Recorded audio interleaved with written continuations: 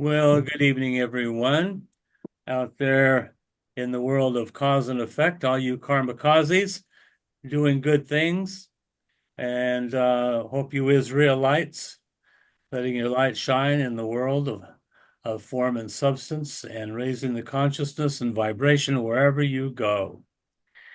We are the Violet Flame Triad of the molecular order, and it is November 7th, 2024. And we have been discussing all the great works that are going on around us. As you know, we just completed an election cycle, and the Republican Party took center stage. So we're going to pray for a healthy, peaceful transition, and may the work of the Lord go forth. Anybody have anything of substance to report from last week, since after Halloween? Did everybody have a good Halloween? I think I'm the only one that did. Kenny doesn't have Halloween. Cindy doesn't have Halloween. Ed's too far away. Nobody gets anywhere near me. You just have black cats down there. So we got all kind of cats. Yeah, me too. About 12 too many. We are discussing some very interesting material. The last week we talked about the dweller on the threshold, which represents the past, all of our mistakes, foibles, negative experiences, attachments, and how it pulls us to the left. You can call it your antichrist forces if you want.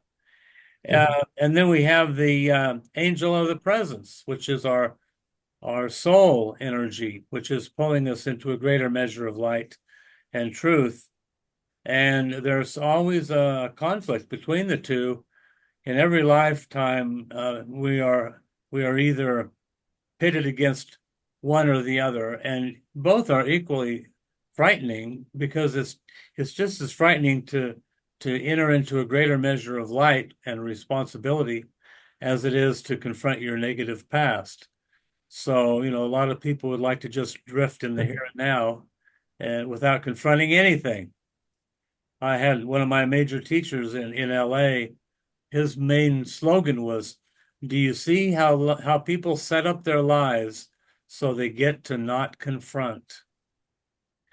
And by confronting, he's mostly talking about confronting yourself, your own weaknesses, and then, of course, whatever challenges you or would pull you in one direction or another against your will, you want to confront that. Whatever takes you out of your happiness and joy and inner peace, that's what you want to confront.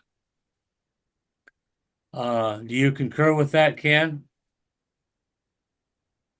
I do. If you're feeling great and joy, bliss, peace, happiness, and then somebody comes along and tries to get into an argument and confront you and take you out of that needlessly, that's what you want to confront. Well, what's up with that? What's your intention here? I'm feeling really good right now, and you want to just disturb that, or what? So, we're reading about how each individual has to confront the negative and the positive within, and each group would have to do the same, and even a nation has to confront the thought forms from the past and the new vibrational frequencies of the future. And that's what just happened. We reached a point of tension, which is now burst. One side won, and now the other side has conceded, and now there is peace reigning throughout the land. No more tension. It's all gone. And it just feels really nice. Now we can all get back to work.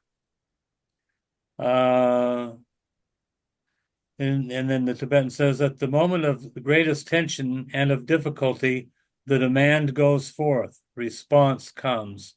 The avatar appears and light pours in, making the way clear. New hope awakens and fresh determinations are made. Strength to establish right relationships streams through the body of humanity, and mankind emerges into a more spacious life, conditioned by truer values. A fusion becomes possible between the outer world of daily living and the inner world of spiritual realities. A fresh influx of love and light is possible. So now we're going to take over where we left off. I'll just read the first paragraph and we'll all take turns and we'll go till 8 o'clock because that seems to be about the right amount of time, an hour. People like don't mind listening to. If we go too much longer, I think we lose some of our momentum. But Cindy, you made an interesting statement. We're into some of the most fascinating material. We're going to talk about the appearance of avatars, who some of these avatars were, and how humanity today awaits the coming one. Isn't everybody kind of looking for someone to come? I think they are.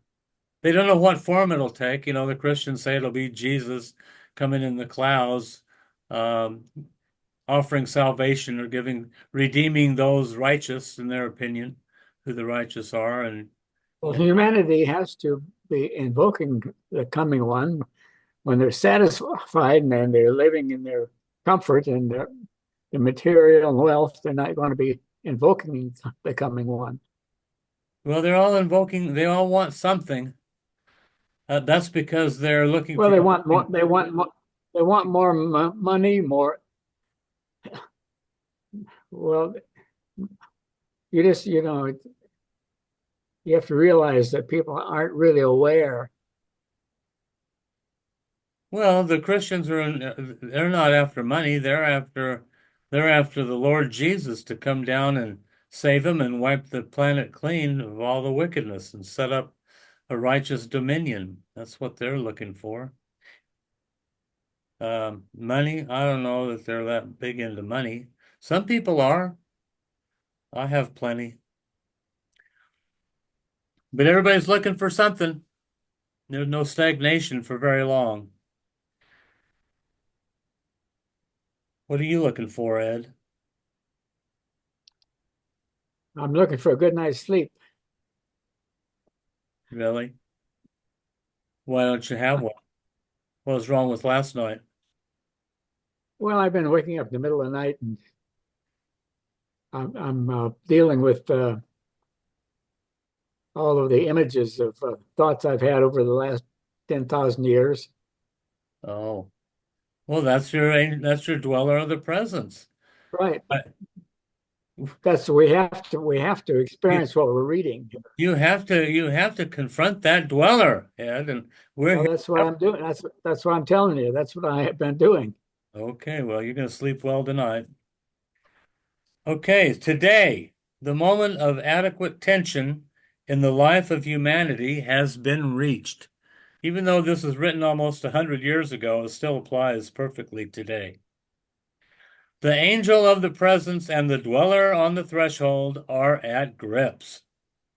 Humanity stands apparently at its darkest hour. But the cry, this was written around World War II, but the cry is going forth for aid, for relief, for revelation, for light, for strength to shake it all off, that which is evil, and to help Ed get a good night's sleep. The massed intent of the world aspirants is directed toward the world of truer values, towards better human relations, more enlightened living, and a better understanding between all men and peoples. With massed intent, well, I like that phrase. He's using it a lot here lately. With massed intent, they stand, and their ranks are steadily increasing. With an increased focus on the will to good, with a clear apprehension of future possibility, with a fixed determination that the world move forward in conformity with the divine pattern, and with an urgent cry for help, humanity stands expectant of relief. In every land, there is a growing recognition that when mankind reaches a psychological point where, having done all, there is naught to do but stand, then some expression of a divine determination to intervene will appear. There is a growing belief that human effort towards righteous action will be supplemented by the emergence of a divine force, person, or event which will bring the conflict to an end. Little do they know that as long as we're in the world of form, there will be conflict. Okay, any comments about that paragraph?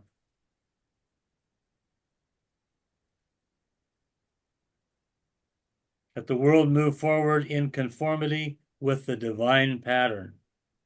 Let the plan of light and love work out and may seal the door where evil dwells. So there is a divine pattern. It's interesting that he puts in italics there, having done all. It's kind of stressing that point. So humanity just can't just say, oh, please come save us. Humanity has to do everything they possibly can to solve the situation. Yeah, done implies action, to do, did, done. We've done all we can. Well, the current way the economy and civilization set up is going to drastically change. It has to. It has to be broken before it can be fixed. Yes. Well, or you can just fix it as we move along. It's like an old car. Yeah, parts of it are going to break down, but you just keep fixing it and making it better. Take a sad song and make it better. Hopefully. I don't know to what level our culture, our society, our civilization will be broken. I think it kind of goes like, a wave. It goes forward, then back a little bit, and then forward and upward and back a little bit. 3 steps forward, 1 step back, and then we repair it, make it better, and move forward. But I think we're always in a state of forward motion. I mean, even looking over the last 2,000 years, there's never been a time when everything has been totally, utterly chaotic for very long. The Dark Ages might be probably a point in time to study and see how humanity took a quantum step backward. But that was because the hierarchy wasn't really participating in the evolution of humanity. That didn't happen until the 1400s, when they had a conclave and a meeting and decided, well, we better help humanity along. And so along came the Renaissance. But you're right, having done all, and there's always been people doing as much as they can. And then there's, a lot of people are the watchers. They sit back and watch, and then when things happen, want to take credit for it. I think DK is hinting also to the disciple in his own life and progression, because he says when mankind reaches the psychological point, that's whenever you've done all you can mentally. You've gone as far as you can, absolutely the best you can, and that's when that's why there's always a need for an avatar. Once we've done the best we can, we've climbed. No, what I'm talking about though is just personally. Huh? I was just talking about in each of us in our own personal evolution before we can take that step out of the mental plane. We have to exhaust all we come to every road and every dead end, and then finally that's it. That's all I can do. Well, that would kind of equate to broken down period that Ed was talking about has to be broken, and then you shatter the old thought form and make way for the new, I And- guess. And then you can, well, the new, what I'm talking about is like the intuition, the Christ consciousness. And I Yeah. think that well, I mean, that's what we do. That's why we study every day, and it's accumulating every day for 10,000 years, right? Yeah. Well, at least. It's a lot of accumulation of the mind, Yeah, it's a lot to let go psychological. of. You have to let go of a lot of the stuff that you've accumulated, make room for new. But Ken, why don't you read on and see what we can point out here?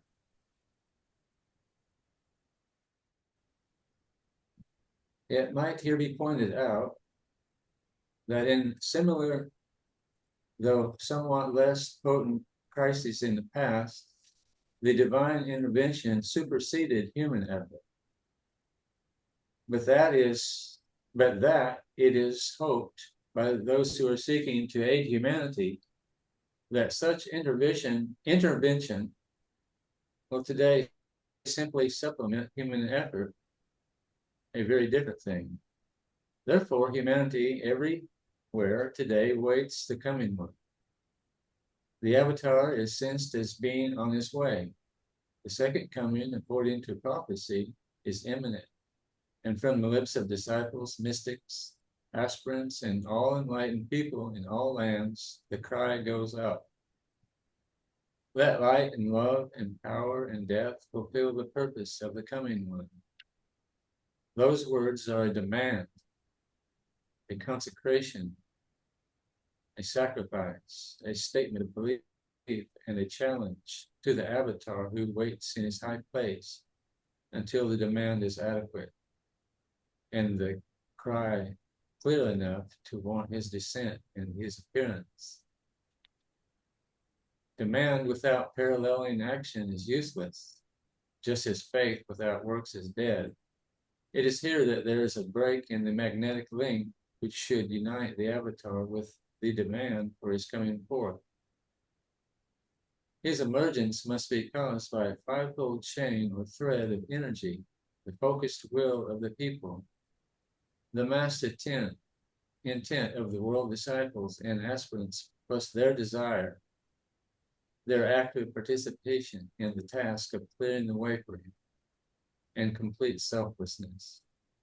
Only when humanity has itself done everything possible to adjust that which is wrong and to end that which is evil, and has carried this effort even to the sacrifice of life itself, can he, the desire of all the nations, appear.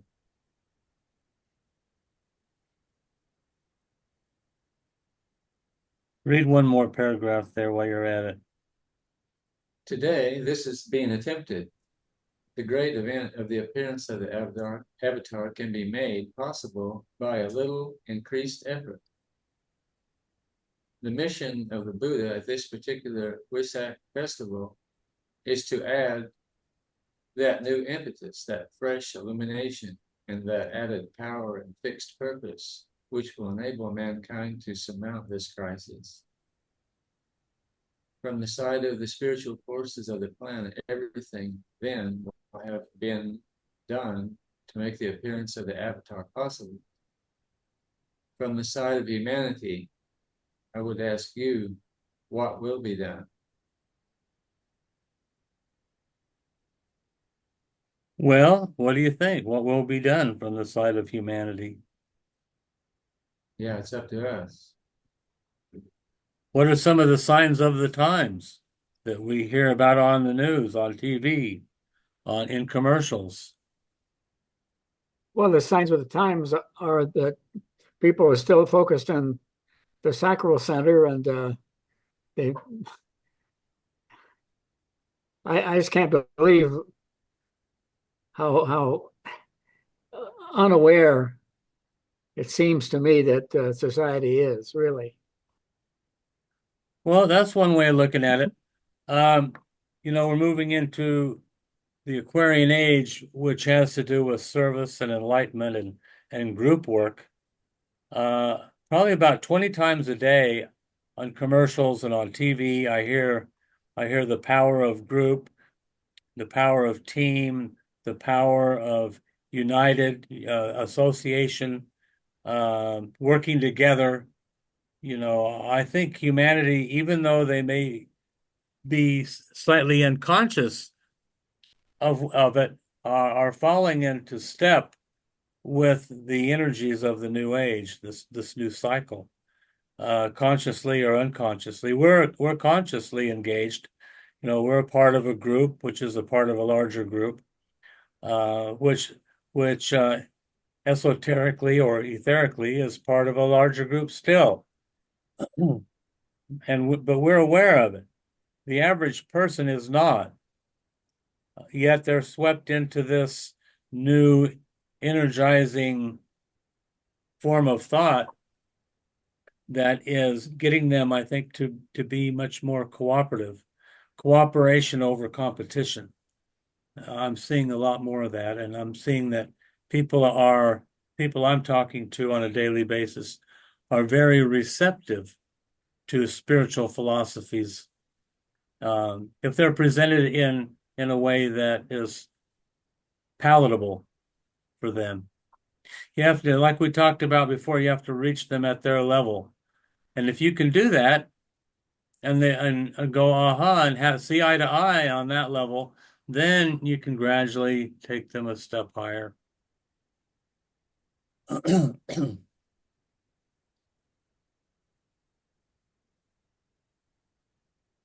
Hey, Cindy, why don't you read on a little bit? Okay. Between the source from which all avatars come forth and humanity stands the hierarchy of love. Stands Christ and his disciples, stand the masters of wisdom. They are united, all of them, in one stupendous effort to aid mankind at this time to surmount the dweller on the threshold and come closer to the angel. This necessitates some greater help, and this help will be forthcoming when humanity and the hierarchy, in one fused and blended effort, stand with massed intent, invoking that aid and expecting it also. There's that massed intent. The intent of the masses standing on the He mountain. uses that term a lot, doesn't he? Yeah, I pointed out. This necessitates I some think it was closer. I think the times were closer a few decades past when they had that song, We Are the World. Yeah, and they all laid that was so hands around the world. I think that I was love a wonderful phenomenon. Did it reach over there to Australia, Cindy? Yeah. Oh, well, I think it did. I wasn't here then, but No. I'm sure it did. Yeah, I just watched a video of that here the other day, a while back. That was really amazing. All the famous artists there doing that song. Really was. Yeah. I must look that up on YouTube and watch it again. Yeah. I just looked it up. You can find it pretty easy on YouTube, and it's really amazing to watch that. And all the you could tell that all these, all the singers and musicians that we know, that they really bonded during that. They were really having a great time. Yeah, Michael Jackson, he comes to mind. He was one of the leaders. Bruce Springsteen. I don't know who all was behind it, but boy, it sure generated a lot of positive, it was a positive growth spurt. I like where you just read here, Christ and his disciples, the masters of wisdom. They are united, all of them, in one stupendous effort to aid mankind at this time to surmount the dweller on the threshold and to come closer to the angel. So we have a lot of help, a lot of support behind the scenes. You just have to be aware of it. It's there. They're doing all they can. They're being invoked, and I think they're just doing all they can, as much as they can, wherever they can. Okay, I talked about the year 1400 a minute ago. Cindy, I think you're going to read about that. Carry on. The appearance of avatars. Since the year 1400, a date to which I referred earlier, there have been constant appearances of lesser avatars, called forth in response to minor crises, to national dilemmas, and religious necessity. They have taken the form of those men and women who have championed successfully some truth or some right cause, some human right, or correct human demand. All these people have worked actively upon the physical plane and seldom received recognition for what they truly were. Only history, at a later date, laid emphasis upon their achievement. But they changed the current of men's thoughts. They pointed a way to a better life. They pioneered into new territories of human achievement. Such a one was Luther. Another was Columbus. Still others were Shakespeare. To mention only four, who so lived and thought and acted that they conditioned after events in some field of human living and are still recognized as pioneering souls, as leaders of men. With these disciples I shall not deal. They embodied ideas and made history, not the history of conquest, but the history of progress. I seek to consider with you those still greater appearances, who come forth from some hidden center, remote from or near to humanity, and who release from crisis the sons of men. They fall mainly into four relatively minor groups. Okay. Well, 1400, that was a critical time. That was the first conclave of the Masters of Wisdom, 1425. And all of these, well, the reformers, Columbus, Shakespeare, Da Vinci, these were all Renaissance people. 1492, Columbus sailed the ocean blue. That was during the Renaissance era. The Luther, he was one of the four reformers.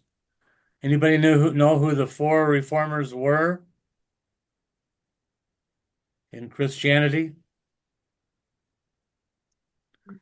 I know you told us before, but I don't remember. John Wesley, Calvin, Wesley, Knox, and Luther.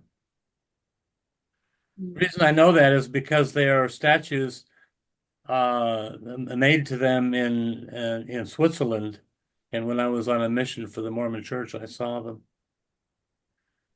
John Knox,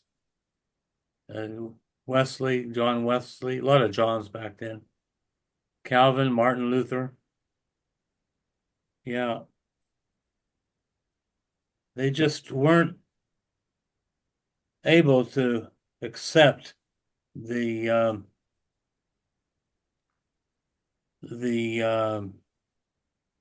I don't know, the lazy puritanical ways of the day and the rigidity of organized religion.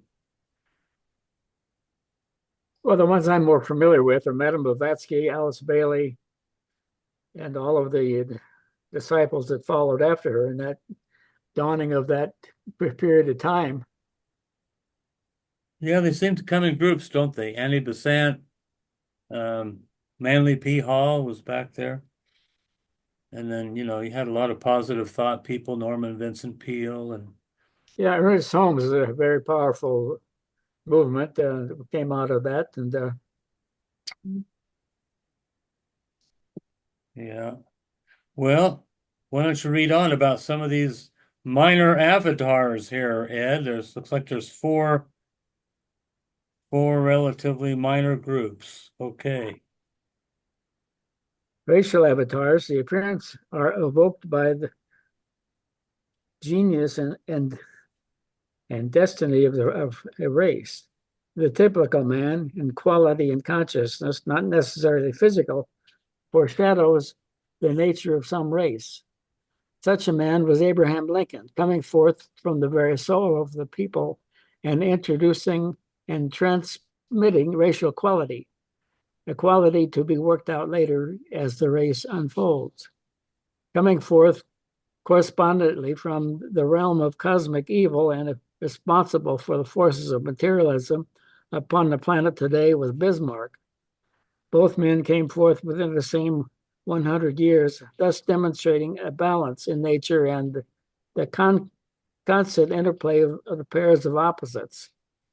They are both types of men, powerful avatars with which humanity itself has as yet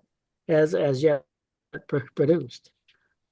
They emerge along the lines of government of the first ray and in the department of the Manu, and are very sensitive to Shambhala force. Such avatars frequently emerge at the founding of a nation. This is true of both Bismarck and Lincoln. Teaching avatars, these appearances sound a new note in the realm of thought and of consciousness. They reveal the next needed truth. They pronounce these words and formulate those truths which throw light upon the spiritual development of humanity. Such avatars were Plato, the first Patanjali, and Sankarashara. They emerged. I don't even know how you pronounce that one. I know Patanjali, but I don't know that other. Well, Sankarashara is a word I've heard several times. They emerge upon the second ray line of energy in the department of the Christ and are expressions of hierarchical force. When I say the department of the Christ, I would remind you that the name Christ is of an office that has always had its head. I do not mention the Christ or the Buddha as among these avatars. They are the avatars of another class and infinitely greater potency. And the ray avatars. These great beings come forth at relatively long intervals when a ray is coming into manifestation. They embody the quality and the force of a particular ray. Next century, when the seventh ray has achieved complete manifestation and the Piscean influence is entirely removed, the seventh ray avatar will appear. His work will demonstrate the law, order, and rhythm of the creative process as it works on the physical plane, blending spirit and matter. And as this ray is called the ray of ceremonial order or ritual, he will be largely instrumental in producing those conditions which will permit of the reappearance upon the earth of the mysteries of initiation, of which the hierarchy is the custodian. He is necessarily connected with the Great White Lodge on Sirius. This fact does not, however, concern us now, for we await the coming of a still greater avatar. Okay, well that's a lot of avatars. So we got avatars coming. The seventh ray avatar, the avatar of synthesis. Well, this particular area of the Aquarian Age won't really come into with full flower until a couple of 100 years from now. And those couple 100 years are going to be a time of great turmoil. And we see it happening right now. You think it'll take a couple 100 years? That's what I've read several places that the first third of any age is always difficult. Well, an age is like 2,000, 2,100 Well, years. it's 2,500 years with a couple of 100 years overlap on both sides. Yeah. On each end. Yeah. Well, we're still in the cusp. So we're in between. We're in the in-between period. So yeah, we're going to have our greatest conflict of letting go of the old and opening up for the new. And we have to bring in forces that are going to shatter the conditions that we've been so accustomed to. Yeah. Well, we have to stay open and flexible. So I'll read a little bit here about the transmitting avatars, number 4. These manifestations of divinity appear at those great cyclic moments of revelation when humanity needs the expression of a new truth or the expansion of an old one in order to progress still higher on the evolutionary ladder. So he doesn't have to destroy the old, but he has to expand. He has to expand his thinking, his consciousness. These avatars issue forth in response to demand and are not so much concerned with racial development as they are with the subjective unfoldment of consciousness and with the stimulation of humanity as a whole. Got to make a note there. Stimulation of humanity as a whole. Of these avatars, the Buddha and the Christ are outstanding examples.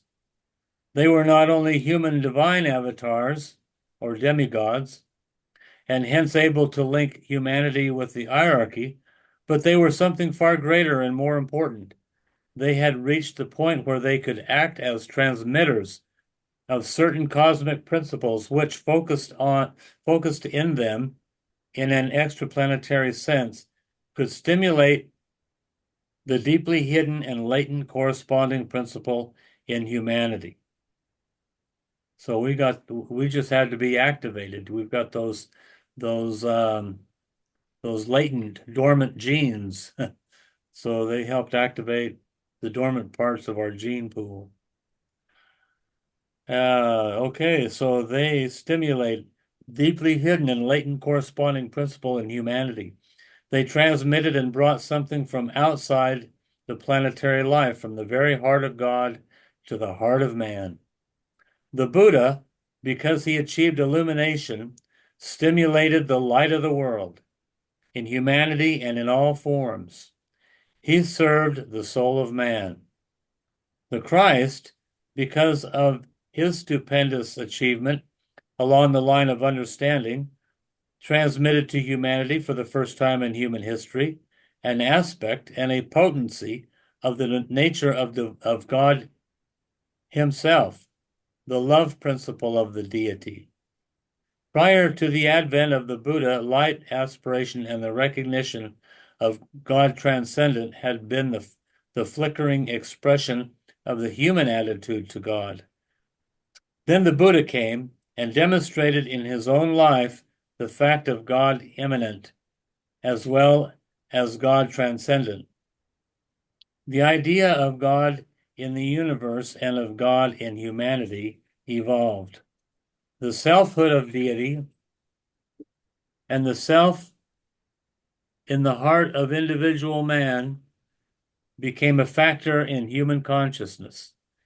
It was a relatively new truth to be grasped by humanity. It had always been known by disciples and initiates.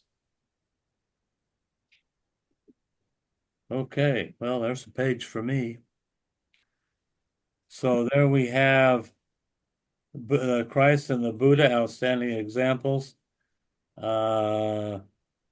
Transmitters, they were transmitters of certain cosmic principles, light and love. My idea is that love is the linking, bonding, joining power, but light moves us forward. So light moves us forward and love holds us together. And collectively, we're moving forward into a greater measure of light.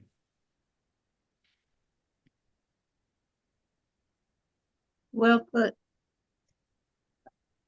Cindy, I'm glad you concur with that. Yep. Yeah, because we wouldn't move forward, A, without greater light, and B, without forming a group to receive and contain and apply and demonstrate greater Aquarian principles. Okay, speaking of which, let's see. Let's go on and talk more about the Christ and who he was. Cindy, why don't you read another paragraph and we'll carry on. However, until Christ came and lived a life of love and service and gave mankind the new commandment to love, there had been very little emphasis upon God as love in any of the world's scriptures.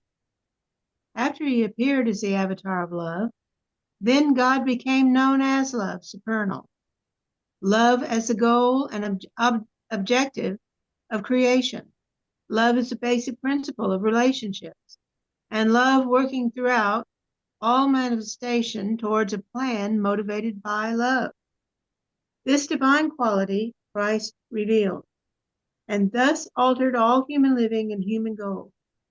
At that time, too, there came a great impetus and extension to the work and growth of the hierarchy, as there was in a lesser degree when the Buddha came.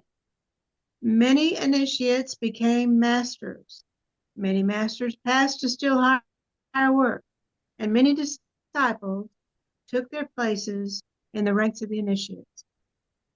There was numerically a great influx of aspirants into the ranks of accepted disciples. And when did this happen? After Christ appeared? Yeah. After he appeared as the avatar of love and God became known as love supernal. Love as the goal and objective of creation. That time came a great impetus and extension of the work and growth of the hierarchy. Well, people could grasp a sense of, I don't know, communion, association, connectedness, all those things, which demonstrate his love. Not necessarily that emotional, I gotta have you kind of love. Can't live without you, honey. Well, yes, I can, and I can be a great light wherever I go. A loving service kind of love. Right. Right. All right. Well, read another paragraph there, Cindy. You're doing so well. I've considered some of these avatars in my earlier writings under different names and categories. I deal with them here simply in an effort to reach a wider public with the teaching on the doctrine of avatars or of divine appearances. The Bible is full of such appearances, but little is really understood about them. The above are the more familiar groupings. In September 1940, I gave an interpretation of a new stanza of the Great Invocation. And in that communication, I spoke of divine embodiments as the highest type of avatar for which humanity could look at this point in its evolution. I spoke of the activity of the hierarchy and of Shambhala should these two divine agencies decide that intervention in the form of a widespread cataclysm engulfing all peoples was necessary. And I referred to the emergence of inspired leadership as another and lower aspect of divine guidance and participation. Okay. Any comments about that?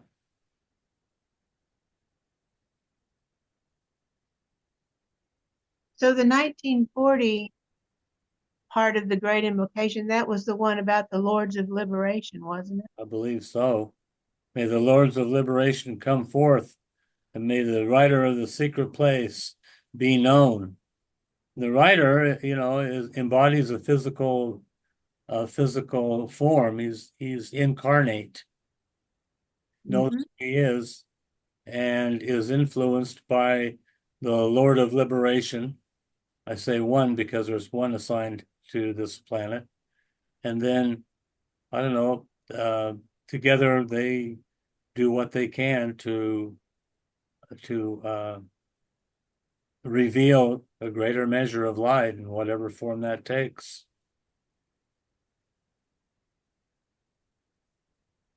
I came forth in that time of 1938, and I was very inspired by light.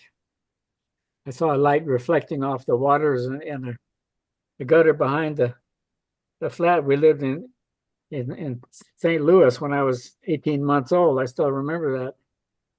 Huh. You're 18 months old? I have memories back to about that period when I was 18 months. Okay. Well, thank you, Cindy. Let's see. Ken, why don't you read on about divine embodiments?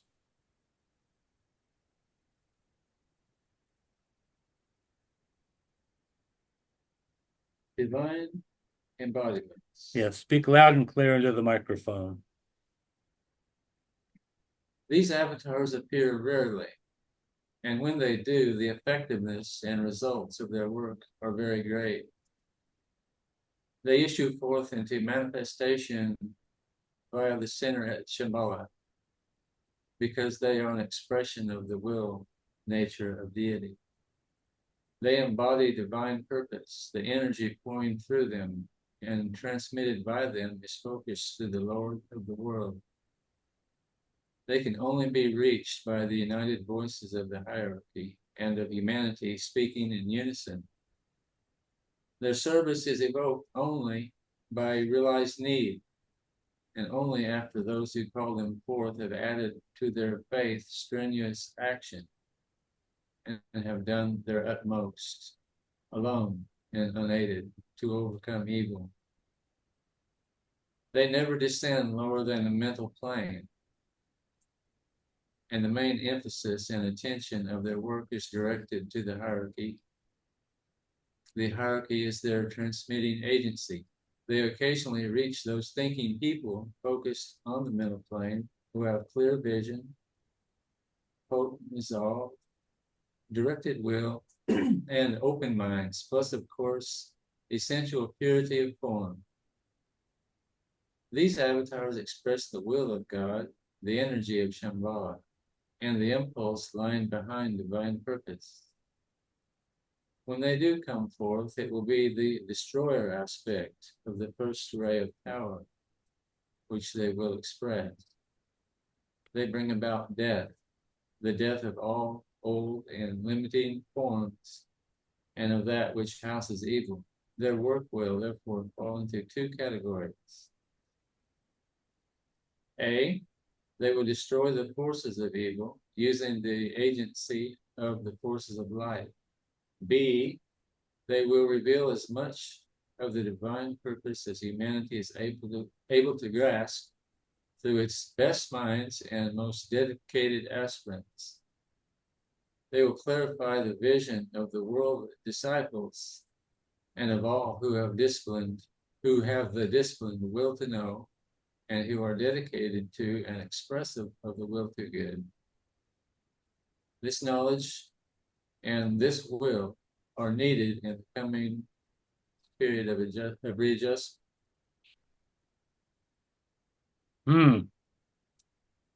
So What Cindy? I was just going to ask, wouldn't the avatar of synthesis be one of those? Because he can't come, he's below the mental plane, can he? I don't think he's a destroyer. He's Well, more, I thought he was along the lines of the will, power, purpose line. Well, synthesis takes in several lines. Mm-hmm. Mm-hmm. well, first ray is a governing ray. It's the point of the spear, and it penetrates into the darkness and it opens it up and opens up the darkness to a greater measure of light. And in so doing, is often seen as being destructive because it shatters old thought forms, old ideologies, old beliefs, old cultures. Everything that's old that needs to be destroyed is destroyed by first ray energy, which is Shiva. Shiva, Vishnu, Brahma. Those are the three also aspects. So, that's just how it is. And first ray doesn't really care it lets the chips fall where they will. It just does what needs to be done. And that's it. And it uses its power to penetrate the darkness. So that's why it's the first ray of will, purpose, and power. And then you can have love coming in behind it, an active intelligence, doing their thing, and then the rays of attribute coming in, the fourth, fifth, sixth, and seventh rays. So it's all a part of the creative process, and it always is. We just happen to be going through a cycle, but it's never not penetrating the darkness. Never not. Always is. We just have to try to keep up and not judge it negatively when it has negative effects.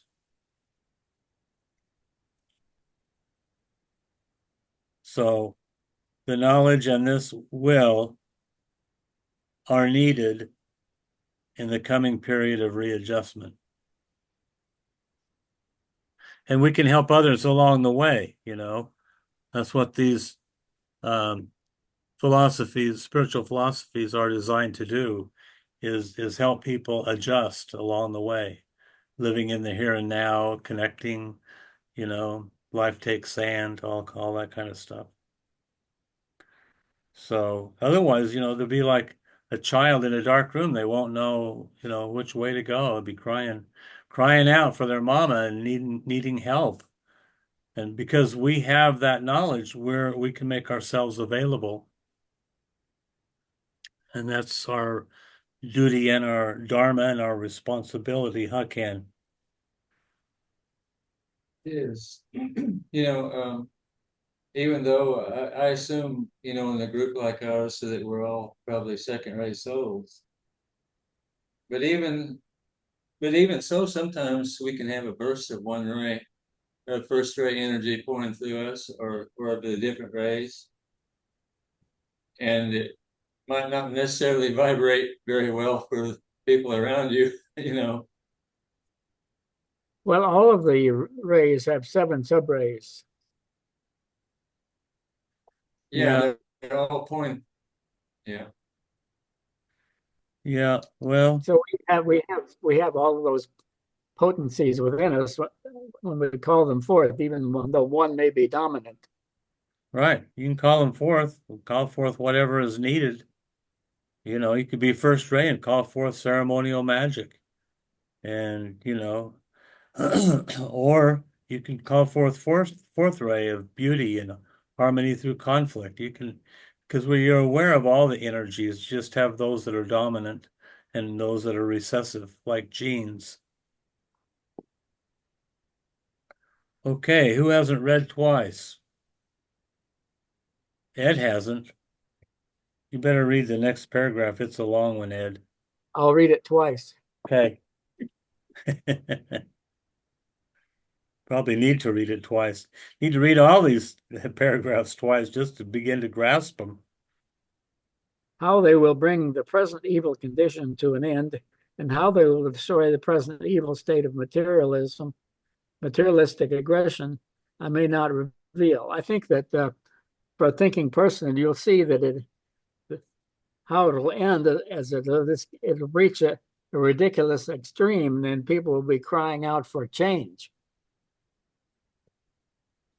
It is not yet certain that human development and understanding and the mass intent of humanity will be adequate to the needed demand and strong enough to call them forth.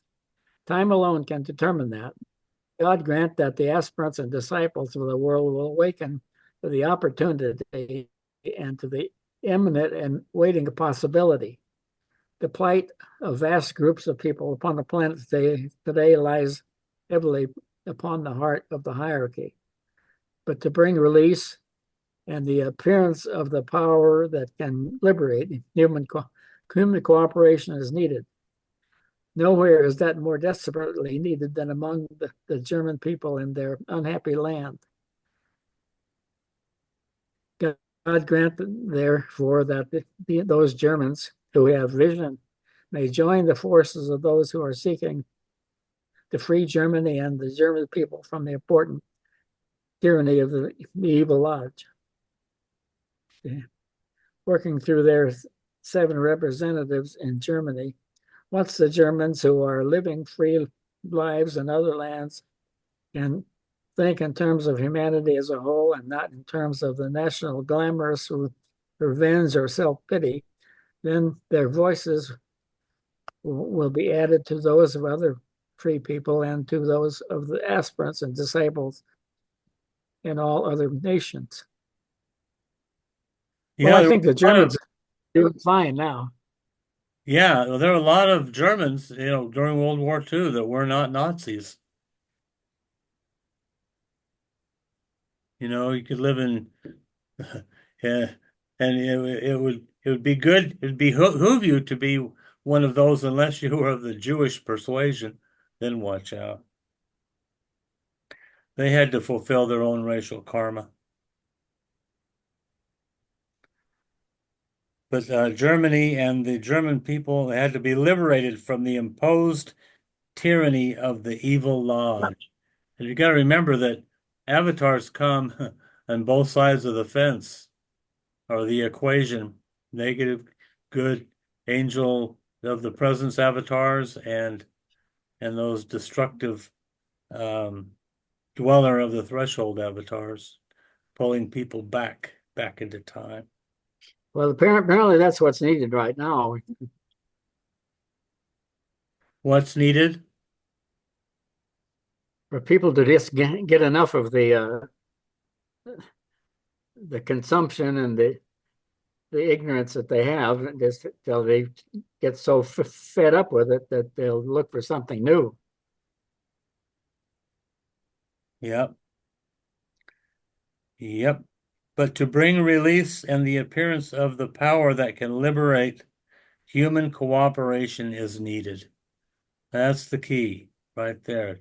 Teamwork, working together, united we stand. All the words that subsume cooperation and togetherness and the love energy are what's needed today.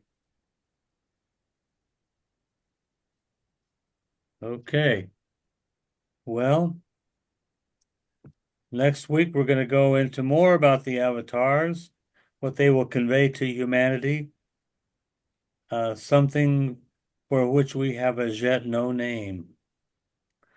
All right. Any comments about what we've studied this evening?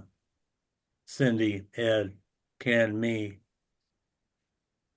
Well, we know the importance of group work. We've talked about that quite a bit. And after I finished my karmic duties when I was 29, I was called into a group that was very potent and very necessary in my life, and it got me onto a greater measure of truth.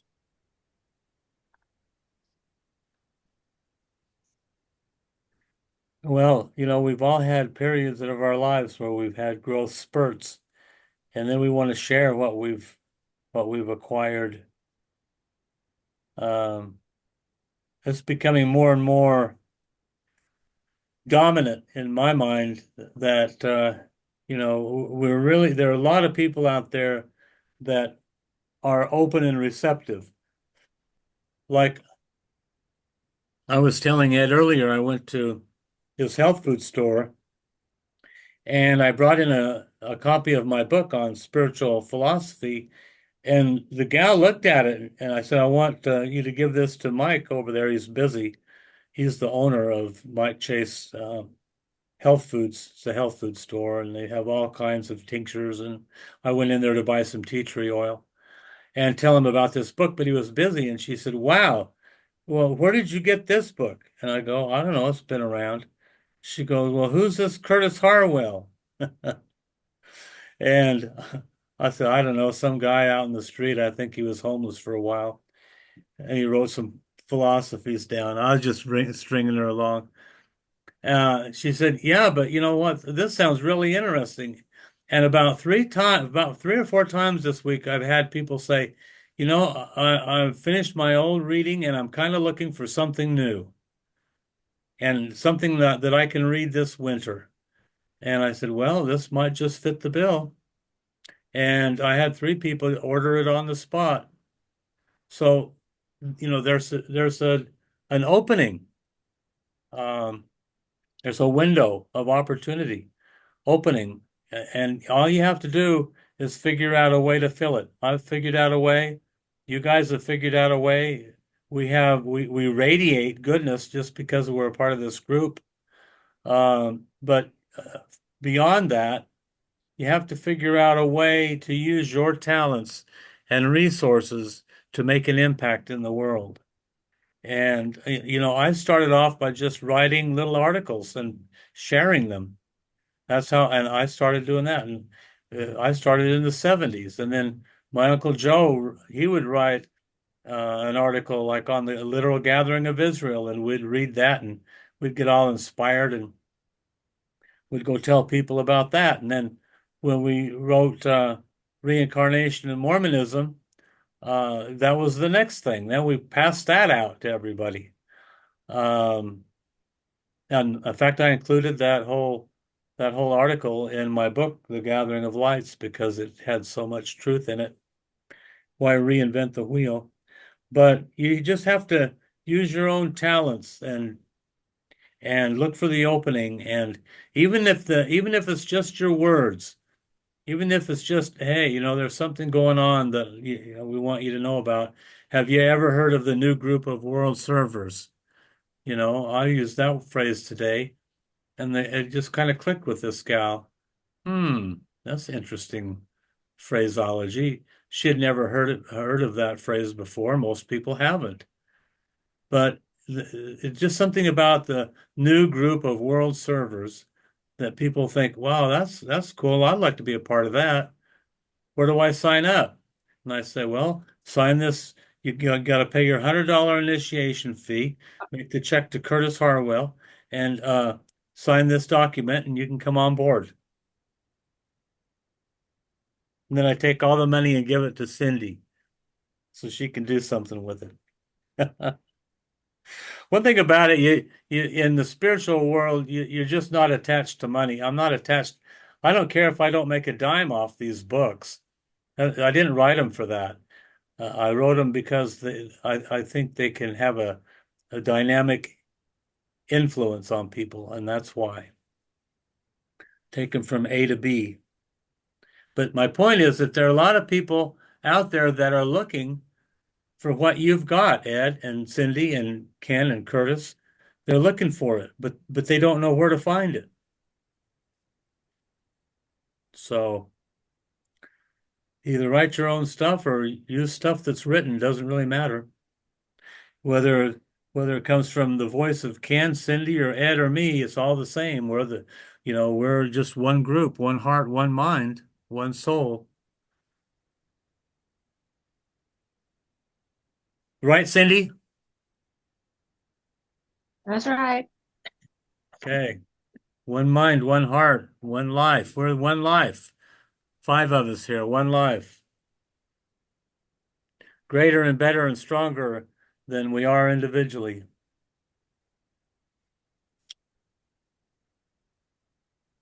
There you have it.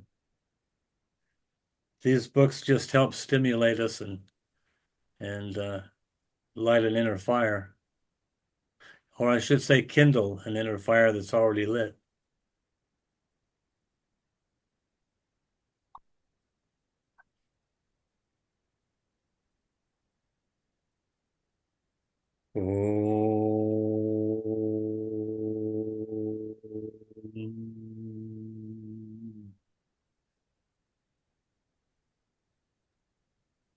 Ooh, okay.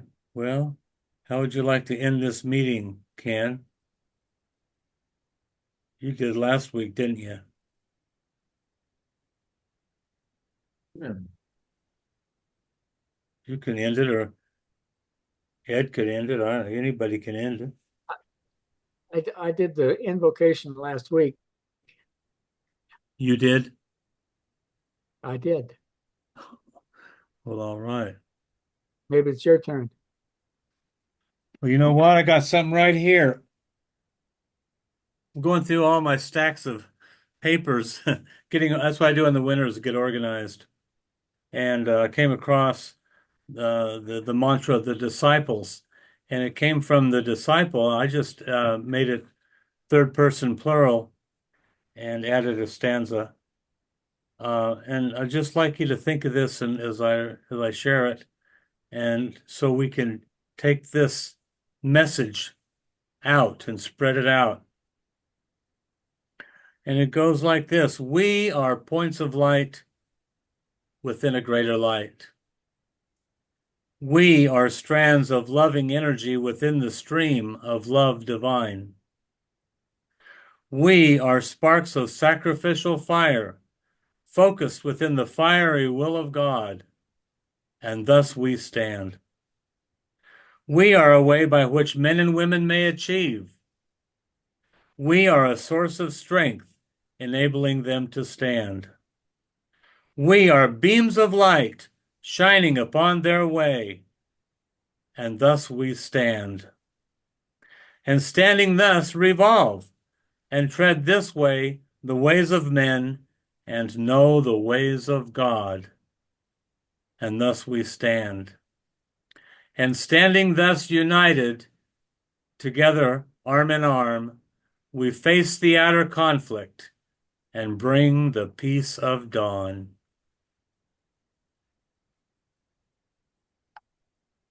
That's us, the Violet Flame Triad of the molecular order.